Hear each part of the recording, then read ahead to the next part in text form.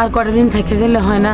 মাত্র তো সেদিন আসলাম। দুলা ভাই, আপনি কিন্তু কামটা ঠিক করেন না। আইছেন হঠাৎ কইরা, আবার যাইতেছেন হঠাৎ কইরা। ভাইজান, ক্লাব ঘরের কথাটা একটু মাথায় রাখেন। বাজারে আর দোকান বেশি খালি নাই।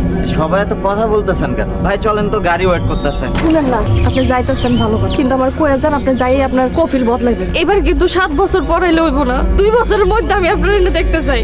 আমি কেন আসুন বারবার? এখানে এসে আমি কি পাবো? মানে কি এগুলো তুই কি করছ বাজান? আমরা তোর রক্ত, এই গ্রামের মাটিতে তোর মা শুয়ে রয়েছে, এটা তুই কি করলি?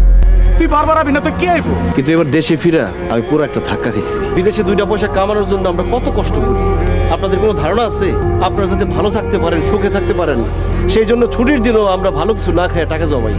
কিন্তু দেশে এসে আমি কি পাই? নিজের মেয়ে আমার আব্বা করে ডাকে না। ভিডিও কলে কথা কইতে কইতে ওর বিশ্বাসই হইতেছে না তার আব্বা একজন জলজন্ত মানুষ। আর কটা দিন থাকলে তো সব ঠিক হয়ে যাইতো। তুমি আর কোনো কথা বলো না। হাতে স্বর্ণের বালা, গলায় স্বর্ণের চেন। তুমি নিজের কি সিরিয়ালের নায়িকা ভাবো? এই বাড়িতে তোমার কাজটা কি যে কাজ করার জন্য আবার একটা কাজের মহিলা রাখছো?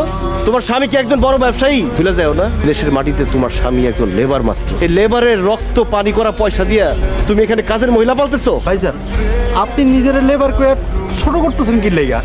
আপনি একজন রেমিটেন্স যোদ্ধা, আপনি নিজের তো এইভাবে ছোট করতে পারেন না। ওরে বাবারে, কি বড় বড় কথা!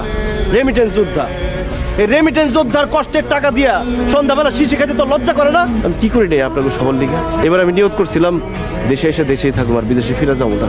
আমার চোখের সামনে ক্রেন ভাঙ্গা 3 জন বাঙালি লেবার মারা গেছে।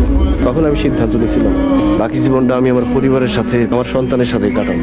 তো সেটা হলো না। যাওয়ার টাইমে আর মন খারাপ করেন না, দেরি হয়ে যাচ্ছে আপনার। আমার দেরি হয়ে যেতেছে নাকি তগো দেরি হয়ে যেতেছে টাকা দেখার জন্য?